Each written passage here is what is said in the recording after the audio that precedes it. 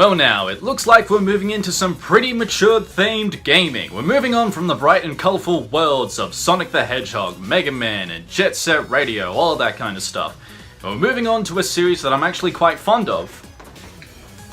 The Batman Arkham series.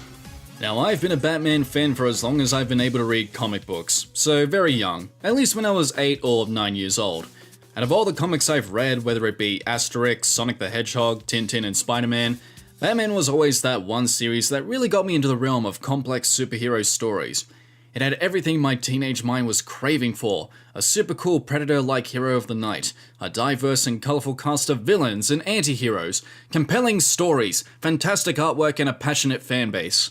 It doesn't matter whether you're a fan of comics or the Tamaranian old farted President of the United States, everyone knows who Batman is, and whether he's made his status in the 60s as a self-aware action show, or a badass Christian Bale dog-growling hero, the guy is famous, and his stories involving him and his rivals are well known amongst great literature. Nowadays he's not having such a great time in live-action films, but for people like myself, I always get a kick out of the 1990s Batman the Animated Series, and the Christopher Nolan films whenever I need my fill of the Dark Knight. I am such a huge fucking Batman nerd, I even have this rare collectible Batman themed chessboard and handmade chess pieces that I collected back in college. Oh man, those were the days. I even got this book, Death of the Family, from my then girlfriend, and again, I thank her very much for getting me this. It's a lovely gift from a lovely friend. Nowadays, I'm more of a Teen Titans kind of guy, and while Batman will always be that gateway that opened me up to the DC universe, I've always had a leaning towards Teen Titans, particularly the early 2000s show that I will never get tired of watching whenever I see it on TV in reruns. When it comes to Batman games though, my history with any prior to the Arkham series is very limited. I guess if we're going by technicalities here, my first real introduction to Batman would probably have to be with Lego Batman. Me and my brother played this one for ages when we were kids, but nowadays, I just let young nieces and nephews play this one if they don't have Mario Kart 8 or Super Smash Bros. I think I remember sampling Adventures of Batman and Robin, but I didn't really like it all that well, honestly. Perhaps at some point I'll salvage some games from the PS2 and GameCube era, along with maybe Teen Titans, but for now, I'm going to talk about our primary focus, Batman Arkham Asylum, the first entry in the Arkham tetralogy, and one that I have a lot of fond memories of. I remember buying this game on holidays somewhere near Queensland. I saw this big red box at a JB Hi-Fi store in the game section, I saw the title of the game, and thought, oh yeah, I'm finally gonna play me a man's game! And for a while, I thought this was the best Batman game that ever existed. It had a dark atmosphere, tight combat mechanics, an immersive story, the graphics were so cool and out of this world! I also remember playing this game on a shitty computer because the game always ran at a constant ocarina of time per second, so not everything looked that smooth. Still, this game remains a big part of my teenhood, and it is the game I have to thank for getting me into the Batman series, period. And it's thanks to this series in particular that I actually met some of my best mates, and I'm actually going to be bringing him in to help me out with this marathon. In a couple of spades throughout this marathon. So yeah, due to some time constraints, my friend will be only making spades of an appearance throughout this marathon, because I just can't ask him to obligate some of his time away from study to help out with my own dumb shit. But I can reassure you, when he arrives, you're gonna like him. Trust me, he's a great guy. So with all of that said, why don't we take a look at that game's plot? So our story begins with the Dark Knight delivering the Joker to Arkham Asylum after his attempted attack at Gotham City Hall fails. After delivering him into custody, Batman suspects something isn't right and decides to go with the Joker to make sure he's put away properly. After reaching intensive treatment and meeting up with Commissioner Gordon, Joker manages to break free from custody and release Arkham's many inmates upon the Dark Knight. With the Joker free, in addition to releasing Blackgate prisoners among the facility, Batman must also contend with many of Arkham's more dangerous enemies, such as the fear-inducing Scarecrow, the Joker's supposed girlfriend Harley Quinn, the seductive Poison Ivy, the Spanish man of muscle Bane, the elusive Enigma Riddler, and even the malicious Killer Croc, with Joker threatening to detonate bombs all over Gotham if anyone tries to get near Arkham Asylum. Batman will be on his own as he treks his way through the facility, taking on many of Joker's accomplices, including a 9-foot mutant monster looking and acting very similar to the pre-mentioned mutant Muscle Man Bane. After saving Commissioner Gordon from Harley Quinn, it turns out that Bane's very life essence that keeps him buff and gruff, Venom, has been extracted from his body by one of Arkham's doctors, Penelope Young. After smacking Bane around and throwing batarangs at him, Batman soon discovers that Dr. Young and Joker were in cahoots with each other to create a massive army of Bane-like monsters to unleash upon Gotham, thus the extraction and production process of Venom that started with Bane in the first place. But because Dr. Young's intention was to use the Venom as means of helping patients through strenuous therapy sessions, because that's how Venom works, I guess, the Joker didn't exactly like that idea and decided his return to Arkham to finish the work he set the Doctor to complete would be more beneficial, in addition to just creating a massive workload for the Dark Knight to contend with. Batman manages to find and rescue Dr. Young from Victor Zsasz, in addition to finding the formula for the Titan that he destroys in the process. But she later gets killed in an explosion thanks to Harley Quinn, who also ended up kidnapping the warden of Arkham Asylum.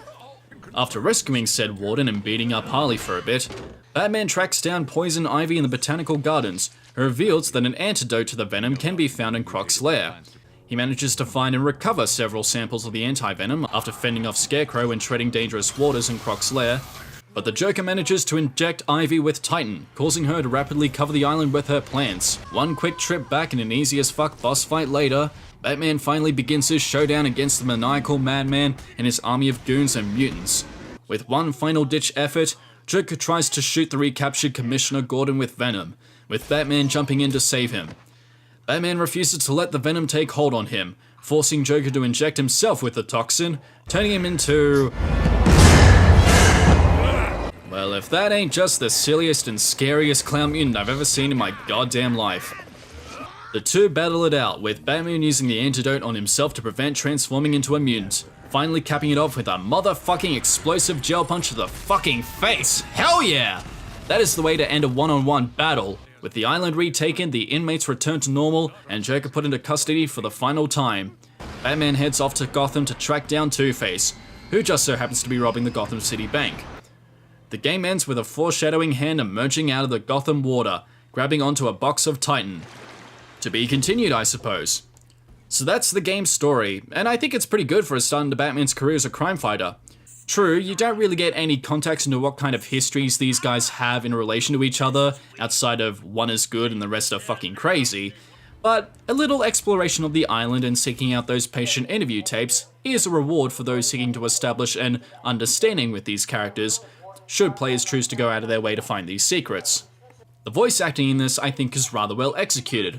If you're a fan of the 1990s animated show, you'll be happy to know that returning actors Kevin Conroy, Mark Hamill, and Arlene Sorkin all return to reprise their roles as Batman, Joker, and Harley Quinn, whilst others are provided by great voice talents such as Croc, voiced by Steve Bloom, and the Riddler, voiced by Wally Wingert. You can definitely tell that there's a bit of age in these characters since the animated series, but otherwise I think they all pull through and give off very entertaining performances. Joker especially is really funny, since he can be a bit more morbid and malicious in his murderous intentions, and it's just so humorous to see this guy treat his plans like it's the funniest thing he's ever concocted. If I see you trying to follow me, he dies. Harley's looking forward to it. Maybe I'll film it and post it on the internet. Now, onto the gameplay, and to start off, let's talk about Batman's moveset. At the beginning of the game, you'll be introduced to this game's combat mechanics, and in basic terms, it's a simple continuous combo stringing fighting mechanic that you can chain between normal attacks and counter-attacks. You can move swiftly between enemies to deliver hard, fast-hitting punches, block and counter an enemy's incoming attack when you react accordingly to the lightning bolt indicator above their head, and you can use a variety of gadgets at your disposal to quickly throw them off their guard or knock them to the ground. At the beginning of the game, you'll start off really easily, taking on simple mooks who won't do anything except get taken down like useless fodder. But then you'll gradually run into huge masses of these guys, and not only will they increase by quantity, but by quality as well. See, you'll be taking on many kinds of goons as you traverse the dangerous asylum to prevent the Joker from getting away with his dastardly ways. You'll face off against goons that wield stun buttons that you need to vault over, or goons with knives that can't be hit normally so you need to stun them first with your cape.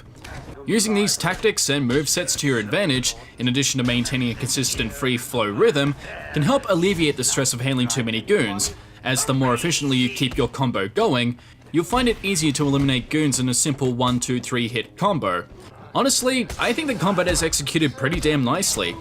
It obviously has a bit of its shortcomings as the first entry in the series, like I don't think Batman has that correct amount of flow and grace to really transition between one grunt to another, who's just standing on the other side of the room. To be fair, that's what the special combat takedown moves and the gadgets are supposed to be used for, but I still feel like the gameplay can be a bit stiff and awkward in movement if you're not the kind of player who can easily string together gadget attacks and takedown finishes. I mean, if I were to get really picky with negatives here, I guess I could say that when there's too many varieties of mooks to take care of, it becomes a bit chaotic trying to coordinate specific maneuvers to take down thugs with riot shields and body armor. This also relates to this game's previously mentioned Titan goons, and you'll face these guys a couple of times throughout the game. And while not easy to handle them, it's not a real challenge to use the same old throw batarangs, dodge roll maneuver and take control of them tactic. And honestly, when you knock these guys into a silly daze and take control of them, the rest of the playing field just flattens. Like, these guys are pretty much out of commission until the next big heist. In addition to the combat gameplay, there will be times where you'll be able to partake in some stealth sections that require you, as the Batman, to sneak into rooms full of armed thugs and take them out by using the room structure to your advantage. When you start these stealth sections, you'll more than likely use the gargoyles as a means to survey the room, use the Batman's detective mode to scan for enemies, and play out a strategy to defeat them. My approach to this is to usually see how far away one thug is from the others, take him out quietly, and plant an explosive gel on the floor so that if anyone tries to get near him, boom, nighty-night. It's a good idea to remain patient and memorize a goon's patrol pattern, as well as survey how the room looks and determine if you can use the environment around you as a means of hiding away in a grate or behind corner cover. Be warned though, once you manage to knock out a goon, the rest can either locate their comrade or be informed via radio of a missing goon to alert them to your presence. This changes the game a little bit, as goons will now be in fear mode, meaning they will be more on their guard, they will check their surroundings more often, and may even team up in groups to stop you from getting the jump on them. So think tactically, and try not to be over-reliant on gargoyles as your primary strategy. You'll want to use all of your gadgets and quick wit to clear a room quickly and efficiently if you want to survive the night. Speaking of gadgets, now's a perfect time to talk about one of my favorite features. As the world's greatest detective and crime fighter, you'll be using all sorts of tools to help you solve puzzles and unlock secrets scattered around the asylum. These tools range from batarangs and backclaws with a simple feature for combat and hard-to-reach Riddler trophies scattered across the Arkham Island, to more complicated tools like the cryptographic sequencer and explosive gel.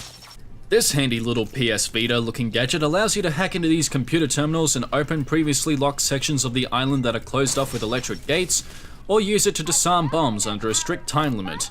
Explosive gels can be used both as a combat tool and as a means to destroy fragile walls leading to different sections of the asylum, mainly as a means to locate these Arkham Chronicle epitaphs that reveal the history of Arkham, or again to find those cryptic secret Riddler trophies. But the most efficient tool you'll use throughout most of the game, whether you like it or not, is the Batman's detective mode. With a simple press of a button, Batman can analyze the room he's exploring and examine pieces of a wall that are fragile, detect enemies from behind walls, or, when examining a crime scene, will analyze a specific item or drop of blood and try to determine a trail left from the person who used the item last, left their fingerprints on any part of the asylum, or if their breath smells like bourbon. Jesus, that is gross. This is the mode you'll most likely use for a majority of your journey, and honestly, it kinda makes everything easy when you have to stop and simply analyze a room ahead of you and know that you'll be coming up against a group of baddies, or if a Riddler trophy is hiding behind a wall. Speaking of, the Riddler, as you may have guessed, doesn't appear in the game in person, but his presence is always with you as you explore the island, solving puzzles and stopping villains. The Riddler's challenge is basically a completionist side quest that's not necessary to complete the main campaign, but he does set you a set of challenges to complete in order to determine who is the superior intellect, and you can complete these as a means to unlock secret trophies on the island, decode cryptic riddles by examining specific parts of a room with your detective vision, obtain these scattered interview tapes that reveal the history of the villains you face off against, with some admittedly funny writing and commentary. What is it that walks on 4 legs, then 2 legs, and finally 3 legs? A human being. As a baby it crawls on 4 legs, as an adult it walks on 2, and in later years it uses a cane. Good try. But the answer to all 3 is a baby. True, it crawls on all 4s, but cut off its legs and it can only wiggle on 2 limbs. Give it a crutch, it can hobble around on 3. You see? It's horrible. How can you even joke about that? Easily, Doctor. It's not my baby. What a bastard. It's also just funny listening to the Riddler become increasingly frustrated with each of his riddles getting trampled as he raced toward a 100% completion record. What? You did it? You must have cheated. There is no way you could have beaten me. Well, you asked for it, Batman. My final challenge for the whole of Gotham is just seconds away. What? Sirens. The police. You cheated, Batman. You couldn't have outsmarted me. I admit though, after having to trek through the entire island to obtain these things when there's no enemies left on the island to deal with, it kinda makes this game super boring to play post-campaign. Like, I get the idea that most of these inmates are locked up and the asylum has been taken control of again, but couldn't there be like a few loose criminals for me to take on while I'm trekking through the place? Then again, you'd be playing a lot of stop and go, in which case, if you do want to give your skills in combat and predator stages a challenge, that's what this challenge mode is for. With a variety of submissions, your skills will be put to the test as you try to defeat enemies in a certain time limit, chain enough combos to max your multiplier points to earn all those medals, or use a variety of different strategies when clearing out a room to find different ways of eliminating armed threats within a matter of a couple of minutes. I always love challenge modes like this that allow me to test my luck, and also build my confidence in combat and stealth sections, as well as set me these little mini goals to encourage different tactics if one strategy doesn't work, and if you have to improvise a little bit. If you have the PS3 or PS4 versions of this game, you get a chance to play as the Clown Prince of Crime himself, as he goes about beating the shit out of Commissioner Gordon and his goons in challenge mode. I don't know about you guys, but seeing the Joker taking on Gotham's police force is absolutely ridiculous to watch. But I can't help but find it a little bit funny that he also has his own type of gadgets ranging from silly to ludicrous.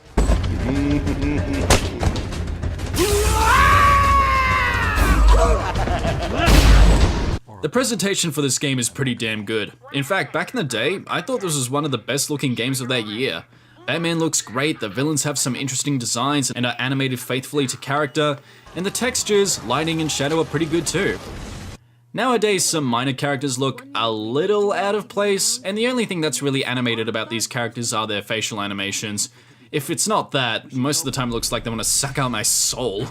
For the PS4 version, they decided to graphically amp up the game a little bit more with some improved models, lighting and shading. And for the most part, it looks pretty damn fantastic. But Jesus fucking Christ, what is going on with Batman's face here?